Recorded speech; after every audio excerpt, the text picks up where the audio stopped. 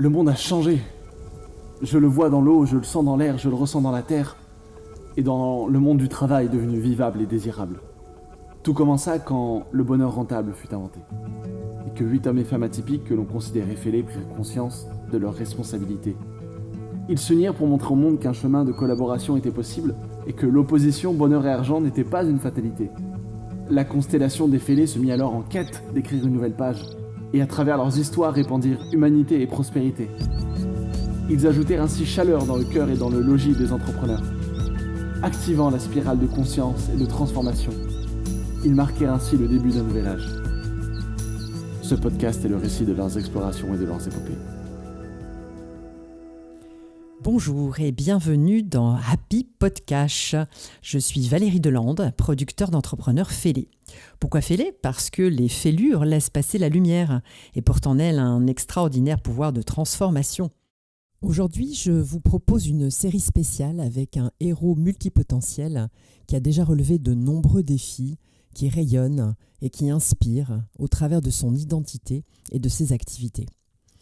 Il s'agit de Nicolas Brouk, fondateur de la fondation d'utilité publique E2C, Ensemble en chemin, au service des porteurs d'une infirmité motrice cérébrale, et de l'association The Synergist, qui facilite le développement de programmes de recherche internationaux co-créés par différents laboratoires grâce à des plateformes multipartites et collaboratives. C'est également une série spéciale car le 4e épisode, dédié à la fondation E2C, sera relayé du 15 au 21 mars par le Podcaston, un événement caritatif qui permet à des milliers de podcasts du monde entier de promouvoir l'engagement associatif et caritatif. Pour le moment, je vous propose de faire la connaissance de Nicolas. Bonjour Nicolas. Bonjour. Eh bien, merci tout d'abord de m'accueillir dans tes locaux. Nous sommes chez Silver Square à Bailly, à Bruxelles, dans un espace fermé, loin du bruit, une bulle de tranquillité au milieu de l'agitation qui nous entoure. Et nous allons veiller à protéger cette bulle pour emmener nos auditeurs visiter ta planète. Je vais commencer par te présenter. Et je vais ensuite te proposer pour ce premier épisode de remonter le temps et de faire un petit flashback dans ton histoire de vie. Prêt ? Tout à fait prêt. Alors Nicolas, tu as 46 ans, tu es marié, tu as 2 enfants de 13 et 16 ans, Hugo et Léa. Hugo est atteint d'une paralysie cérébrale. Tu t'es toi-même formé initialement en économie et tu as démarré ta carrière dans une agence de marketing digital tout en étant administrateur d'une start-up dans le e-commerce. Tu as rejoint ensuite une agence de communication numérique dont tu es devenu le président. En parallèle, puisqu'il faut faire beaucoup de choses à la fois, tu as cofondé le TEDx Brussels ainsi qu'un réseau de publication d'annonces pour des jobs en langue anglaise. Donc on sent bien la passion, la créativité et la diversité du multipotentiel. Puis la fêlure est arrivée avec la naissance d'Hugo et ta vie a changé. Mais pour le moment, je te propose de repartir sur la construction de ton capital identitaire. Comment s'est passée ton arrivée dans le monde ?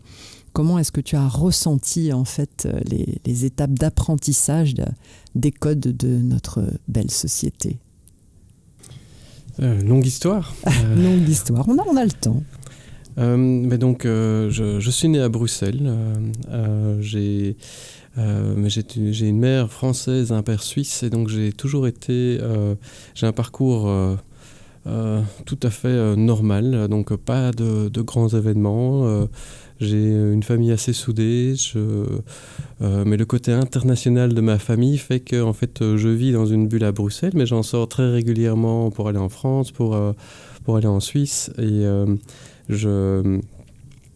sur cette base-là, en fait, j'appartiens pas vraiment. Il y a des groupes de copains autour de moi qui sont plus soudés, donc moi, je suis toujours un peu en satellite par rapport à partout où je vais. Je suis toujours un peu en satellite, et donc j'ai pas d'appartenance hyper profonde par rapport à un groupe de copains, en tout cas au début. Et donc j'ai ce côté où je vois les choses de loin, très souvent. Et donc ça, c'est quelque chose qui va rester pour la suite. C'est pour ça que je mentionne. Aussi la multiculturalité, évidemment. Tout à fait. Alors c'est francophone à chaque fois dans les 3 pays. Mais quand même, justement, c'est très différent et on ne peut pas mettre ça sur le dos de la langue. Je peux en témoigner. Je suis française et je suis venue vivre en Belgique. Il y a des adaptations. Bien sûr, on n'est pas dans la même culture. Et donc voilà, cheminement, rien de hyper significatif. Je fais beaucoup de sport, donc tennis, hockey, et donc là je développe beaucoup l'esprit d'équipe en fait, surtout dans le cadre du hockey. Et donc c'est là que va se trouver la vraie première bande de copains au vrai sens du terme, parce que c'est pas comme si j'étais isolé, mais c'est les gens avec qui on va plus loin, on fait plus de choses. Et donc c'est là que ça s'est créé, ce côté-là. Et puis les choses avancent tout à fait naturellement. Et je fais sciences économiques à l'université. Et donc j'explore cette voie-là parce que le domaine du business m'attire et parce que j'ai pas d'idée plus claire de ce que je veux faire. Donc c'est quelque chose qui va m'ouvrir des portes. Il n'y a pas d'intention familiale de t'envoyer vers un domaine ou un autre. Non, pas du tout. Là, j'ai vraiment des parents très supportants, mais qui ne me dirigent pas du tout. Donc, je suis vraiment en train d'explorer ma propre voie. Autonomie. Complète. Bravo. On sent évidemment que ce sont aussi des prédispositions qui vont te permettre d'aller plus loin après. Tout à fait. Et donc, sans m'influencer, mon père est entrepreneur, donc je vois ce que c'est d'être entrepreneur. Ma mère travaille dans le pharmaceutique. Elle est pharmacienne et elle travaille dans un labo pharmaceutique. Et donc, quand on fait le lien avec ce que je fais aujourd'hui, évidemment, ils n'ont pas influencé directement, mais indirectement, complètement. Ouais. Les racines y sont. Et alors, ce chemin ensuite scolaire, formation, comment est venue l'idée de l'économie, tu dis d'une façon générale, pour ouvrir le plus possible, en fait? Tout à fait. Je sentais vraiment que le monde du business m'attirait, mais je ne savais pas que faire. Et donc, j'ai entamé ces sciences économiques. Donc, l'arrivée à l'université, pour moi, était compliqué. J'ai vraiment le choc après l'école secondaire. J'étais pas prêt, tout simplement. Donc, en avance d'âge, peut-être ou... Non, pas du tout. J'étais plutôt en retard de préparation, disons ça comme ça. J'ai vraiment eu un temps d'adaptation à l'université. J'ai raté la première année. Je rentrais pas tout à fait dans le cadre. Il fallait rentrer dans un cadre pour réussir. Alors donc, j'avais joué. J'étais passé vraiment au travers de toutes les mailles sans aucune difficulté, mais sans faire d'efforts particuliers, ni dans chercher la performance à l'école, pas du tout. La facilité, en fait. Et donc, en fait, ce mode-là, l'université n'a pas marché du tout. Et donc là, il avait fallu chercher un peu de comprendre ce qu'on me demandait. Et puis pour finir, la première année était un cap difficile, et puis une fois qu'elle était passée, c'était devenu presque facile. Quand j'ai compris ce qu'on attendait de moi. Voilà, l'expérience. Voilà. L'expérience permet de comprendre qu'il faut un petit peu s'y mettre, que la facilité intrinsèque n'est plus suffisante et qu'il faut travailler un petit peu plus fort, c'est ça? Complètement. Et c'est quelque chose que j'ai expérimenté très souvent. J'ai dû apprendre en fait à accepter le fait que pour moi ça prenait du temps d'aller chercher la performance dans un domaine donné. Je dois travailler, moi. Il n'y a pas de secret pour moi, je dois travailler. Je n'ai pas de facilité donnée ou de talent qui fait que je fais tout facilement. Que ce soit dans le sport, les études et après dans le travail, je travaille pour y arriver. Ouais, tu ne crois pas que c'est quelque chose de général, ça? J'entends souvent ça, mais je pense quand même autour de moi, quand je vois à l'équipe aujourd'hui, dont on parlera plus tard, il y a vraiment beaucoup de gens qui ont des talents et qui les exploitent très très bien. Et donc moi, j'ai dû les construire, mes talents. Il n'y en a aucun qui est arrivé de façon par facilité. Même pas le digital et le marketing, là, vers où tu es parti? Non, je l'ai travaillé aussi, j'étais intéressé, j'avais envie de jouer, c'était nouveau. Ça m'a beaucoup porté dans le début de ma carrière, mais j'ai dû aller le chercher. Comment tu es passé du coup de l'économie au digital? Alors c'est vraiment en fin de parcours à l'université, Quand on sort de Sciences Éco à l'ULB, la plupart vont en audit ou des carrières financières, bancaires. J'avais fait quelques interviews dans ce domaine-là avec des réponses très contradictoires par rapport à ma motivation, mes compétences. Parfois, j'étais compétent mais pas motivé. Et la semaine d'après, on me disait pile l'inverse pour le même job dans une autre entreprise. Donc, je trouvais ça pas cohérent. Et j'étais pas plus motivé que ça dans le fond. Ça, c'était vrai. Et puis, j'ai fait mon mémoire sur Internet. Alors, on est juste après la bulle Internet où je me souviens quand je propose mon sujet, le prof me dit « Mais non, on ne peut pas parler de ça. Là. C'est vraiment pas encore un truc sur Internet. » Mais j'avais une approche complètement différente. Je ne cherchais pas l'Internet pour faire du marketing, je ne cherchais pas l'Internet pour faire des sites Internet. À l'époque, il n'y avait que les sites. Je cherchais l'Internet par rapport à la collaboration et aux relations que ça permet d'établir. À l'époque, je regardais pour ce mémoire dans le cadre d'une seule entreprise. Mais donc, en fait, ça m'a beaucoup... j'ai vraiment trouvé un sujet là où je voyais une innovation incroyable qu'on pouvait amener dans le cadre de l'entreprise et sur lequel j'avais envie de construire. Et donc, c'est à ce moment-là, quand j'étais en train d'exploiter chaque opportunité qui se présentait à moi pour une carrière potentielle, que j'ai rencontré une personne qui s'appelle Philippe Weiss, qui avait en fait... j'ai eu la chance de le rencontrer pour le côté visionnaire qu'il avait par rapport au digital, et pas juste faire du marketing et du business et ainsi de suite, parce que du coup, ma philosophie se retrouvait assez bien alignée avec la sienne. Et donc voilà, j'ai commencé ma carrière dans le monde du digital. Alors c'était à l'époque, pour gagner sa vie dans le monde du digital, ça restait des agences de marketing avec des clients dans l'automobile, dans la chimie, dans le pharmaceutique et ce genre de choses. J'ai travaillé à l'international tout de suite. Ça ne m'a jamais vraiment tenté le national ou le local. On retrouve la culture de base. Complètement. Et en ajoutant la langue. C'est quelque chose que vraiment que je cherchais. C'est une des rares choses où je savais que je voulais aller, je voulais m'ouvrir des horizons et pas travailler dans tout ce qui me semble toujours très fermé. Le belgo-belge, ça me semble très fermé. Donc voilà, ça c'était une des rares choses que je savais à l'époque. Je voulais m'ouvrir les horizons à ce niveau-là.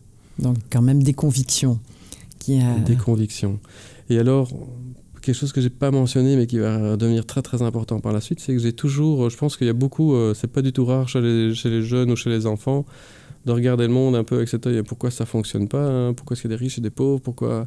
Et en fait, moi j'ai toujours posé ces questions-là, et je pense que je les ai gardées. Donc encore maintenant, quand je me pose, il y a des espèces de grandes questions où on dit « ah c'est comme ça », et moi je dis « mais pourquoi c'est comme ça ?» Et donc je vais creuser le derrière, et puis très souvent on se rend compte que nous sommes responsables du pourquoi et qu'il n'y a pas de vraie raison, si ce n'est le fait qu'on n'a personne à décider de le changer. Et donc ça, c'est quelque chose... ma famille se souvient de questions assez... spirituelles et métaphysiques que je posais à l'époque. Et en fait, c'est toujours ce genre de questions qui m'animent. Donc, je travaille là-dessus. C'est pour ça que je parlais tout à l'heure, effectivement, des étapes finalement de socialisation, puisque quand on entre dans la société, qu'on en comprend un peu plus les codes et qu'on arrive avec une sorte de candeur finalement de l'enfance où tout doit être beau dans l'amour, dans le partage. Et puis, ça ne se passe pas tout à fait comme ça. On est aiguillé dans des codes qui ne correspondent pas justement au multipotentiel. Donc, je ne sais pas si tu es au courant, mais tu es un multipotentiel. Je ne suis pas au courant, mais on peut en parler. On peut en parler, effectivement. On peut en parler parce qu'il y a des éléments fondamentaux qui sont justement cette vision du monde, cette innovation. Enfin, c'est quand tu dis « je n'ai pas de talent inné », eh bien, c'en est un, c'est le talent du cœur, en fait. Le talent du cœur, l'ouverture du cœur, l'empathie, le soin de l'autre, et donc cet appel quelque part à essayer de trouver des solutions parce qu'elles n'existent pas justement dans cette société dans laquelle on s'intègre. Et pendant un moment, comme tu l'as dit tout à l'heure, il y a les équipes, tu es à côté un petit peu, il y a quelque chose qui est différent, tu es différent finalement. Et quand tu es différent de l'autre, oui, c'est pas toujours simple de le gérer jusqu'au moment où on en arrive à l'assumer. Donc ce multipotentiel est là pour moi, dans le bonheur rentable, pour éclairer le monde, pour apporter des nouvelles solutions. Donc, si tu me le permets, je pense que tu fais partie de cette belle famille. Merci. Donc, on revient justement à ce parcours. Dans ces jobs, donc tu as effectivement la chance la chance que tu prends. Hein, attention, parce que justement, les chances se présentent à nous. C'est à nous.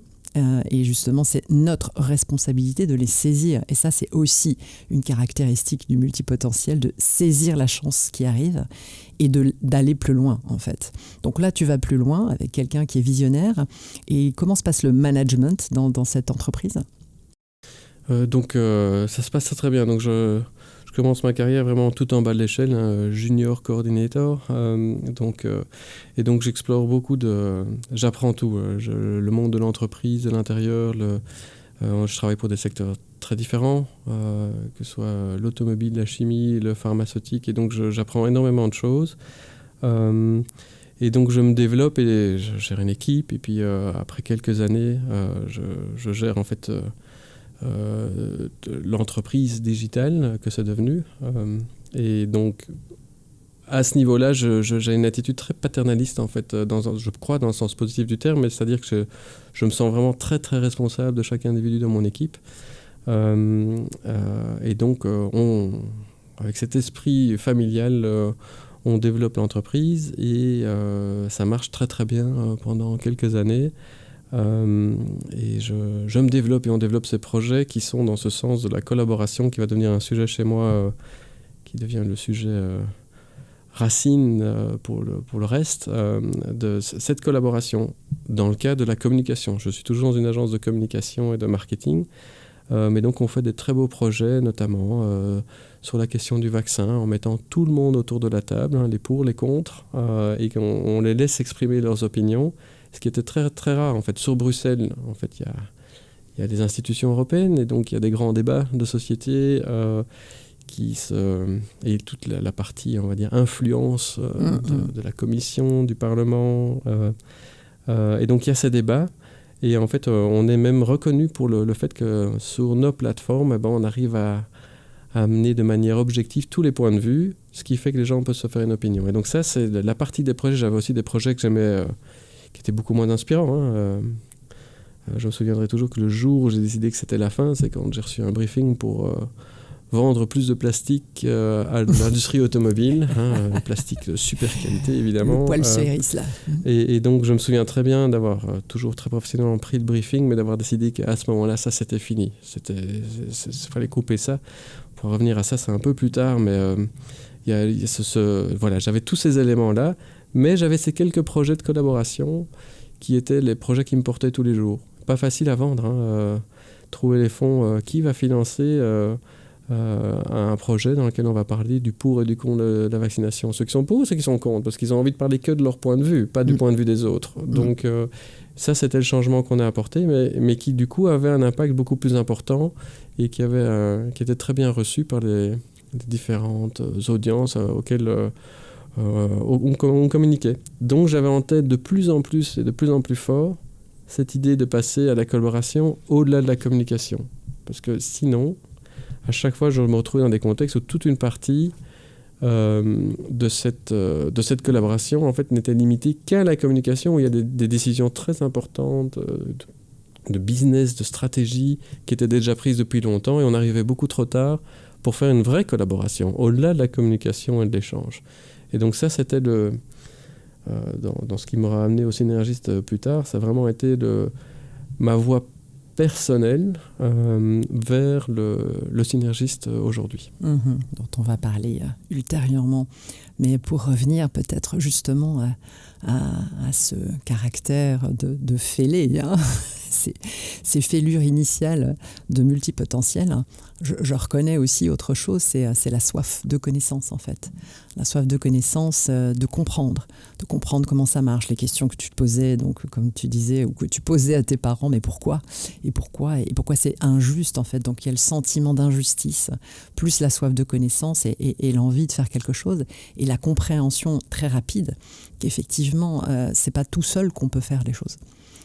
Et que la confiance en soi et la confiance envers les autres est capitale pour pouvoir justement co-construire quelque chose et en tenant compte bien sûr du entre guillemets consommateur, patient, enfin utilisateur, parce que c'est lui qui est là et tu l'as aussi énormément bien dit sur la proximité, ton caractère paternaliste, proximité des équipes, ça veut dire prendre soin aussi des personnes qui sont autour de toi. Et ça, c'est totalement aussi l'empathie assez caractéristique. Je ne dis pas qu'il n'y en a pas chez des personnes qui ne sont pas, entre guillemets, dans cette famille de multipotentiels. Mais lorsqu'on cumule toutes ces caractéristiques, on entre vraiment dans cette famille avec petit à petit, chaque étape vient finalement consolider le puzzle qui prépare à ce qui va se passer par la suite.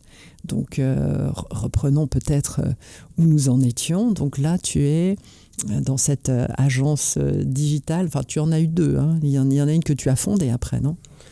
Non, pas fondée. En fait, ce qui se passe, c'est que j'ai rejoint une entreprise de communication et de publicité à la base. Et le département digital s'est scindé et est devenu sa propre entreprise, dont je suis devenu CEO pour les 5 dernières années dans cette entreprise-là. D'accord. Donc, le parcours se suit. C'est une entreprise de quelle taille à peu près ? On était 45 la dernière année. Oui, 45. Et on avait fait c'est ce qui est un peu précisé au départ, on avait fait une croissance très rapide sur la dernière année. Il y avait les élections européennes et donc une campagne politique importante sur Bruxelles. Et donc on était passé, je pense, de 20 à 45 en l'espace d'un an. Avec les crises de croissance habituelles pour ce genre d'organisation. Et donc voilà, des questions qui se posaient à ce niveau-là. Et là, tu t'y sentais bien ? J'étais dans ma mission, je suis toujours très engagé dans ce que je fais. Donc je m'y sentais bien sur le côté gestion d'entreprise, gérer la croissance et ainsi de suite. Là où il y avait une tension en interne qui commençait à se creuser de plus en plus, c'était plus sur l'activité elle-même. Le sens. Le sens. Donc j'avais eu la chance déjà quelques années plus tôt d'être un des cofondateurs de TEDx Brussels. Mm-hmm. Et à l'époque, TEDx c'est tout nouveau. Et on a la chance d'avoir des cofondateurs hyper actifs à ce niveau-là et qui ont en plus une espèce de réseau et de rayonnement global. Et donc TEDx Brussels, à l'époque, était le plus gros TEDx dans le monde. On remplissait le Beaux-Arts ici à Bruxelles une fois par an. Et on a amené vraiment des grands noms. Et donc ça marchait très très bien. Et en fait, je me suis rendu compte, pour refaire le lien avec, tu parlais de cette soif d'apprendre, mais je me suis rendu compte en fait que l'ouverture qu'un réseau comme ça donnait, et d'être exposé à d'autres gens, c'était vraiment hyper important, riche. Très riche, toujours cette soif d'apprendre. Et puis en fait, en termes de saisir les opportunités, je pense que maintenant je conseille très régulièrement aux gens, sortez de votre bulle. Vous avez une carrière, vous voyez toujours les mêmes collègues, vous avez toujours les mêmes clients, mais qu'est-ce que vous faites pour sortir de votre... Moi, ça a été TEDx Brussels, la première chose, une des premières choses où j'ai pu en fait sortir de la bulle, où on voit toujours les mêmes gens, on parle de la même chose. Et donc ça a été... non seulement au niveau de l'esprit de l'apprentissage énorme, et puis après c'est là que la première pièce fondatrice du Synergiste est arrivée. Je ne sais pas si on peut parler de ça maintenant. Ou... On va peut-être clôturer ce premier épisode. Allons-y. Parce qu'effectivement, le Synergiste va bientôt arriver. On donne quelques teasers à nos auditeurs pour qu'ils reviennent nous écouter. Mais effectivement... moi, j'irais d'abord sur cette conclusion identitaire, c'est que là, tu as semé tout un tas de petits cailloux depuis ton enfance, depuis effectivement cette personnalité qui a été construite et qui a aussi été inspirée finalement dans un modèle familial. Tu n'as pas parlé de l'amour de tes parents, mais j'imagine que c'était une donnée. J'étais dans un cocon, moi, total. Un cocon, voilà. Donc quand on est effectivement protégé comme ça, plus des parents qui comprennent l'importance de l'autonomie, de la responsabilité, eh bien effectivement tu pars sur ta route et ça t'installe un capital confiance. Parce que quand tu dis j'engage évidemment les gens à sortir, à aller vers les autres, dans les réseaux, etc., il y a une nécessité quand même de se faire confiance, de passer cette porte finalement pour y aller. Et ça n'est pas toujours aussi simple en fait pour chaque personne en fonction bien de ce fameux capital identitaire. Donc toi tu as eu cette caractéristique innée aussi de double culture, presque triple, puisque tu es en plus issu de deux parents de cultures différentes, mais tu as grandi dans une troisième, même si elle était française. Puis tu as élargi ça avec des langues, on ne l'a pas dit, mais tu es allé beaucoup à l'international, je crois, dans cette époque-là déjà, non ? Mais donc en français. En français. Je voyageais beaucoup en famille, mon père en plus travaillait. Ça ouvre déjà les portes. Du voyage dans la famille, donc j'ai vraiment beaucoup voyagé, mais j'ai pas, contrairement à beaucoup de gens autour de moi, j'ai toujours vécu en Belgique, donc ça restait un point d'ancrage. Un point d'ancrage. Exactement. L'ancrage, la confiance, la recherche du sens, tout ça, je dirais, ce sont tous les prémices d'une forte transformation qui arrive dans notre deuxième épisode. Donc je te propose, cher Nicolas, de conclure cette première partie. Si tu as quelque chose à ajouter, n'hésite pas. Tu as résumé ? Non ? Mais donc, j'ai en effet, je trouve que tu as très bien dit ça. Il y a vraiment énormément de choses qui se passaient en moi, et donc de petits éléments. Et j'étais vraiment avec cette question qui était sous-jacente et pas importante au point de passer à l'action, mais qu'est-ce que je vais faire pour la suite ? Et donc, je voyais toutes ces choses très inspirantes, tous ces problèmes que j'avais envie d'aller chercher et résoudre. Et puis, j'étais quand même bien installé dans mon siège de CEO avec une super chouette équipe. Beaucoup de projets, pas tous, mais beaucoup de projets très intéressants. Et donc, j'étais bien installé. Et donc, j'avais des questions sous-jacentes, mais je ne bougeais pas. Je ne voyais pas ce que je pouvais faire, mais en plus, j'avais rien qui me poussait dans le dos.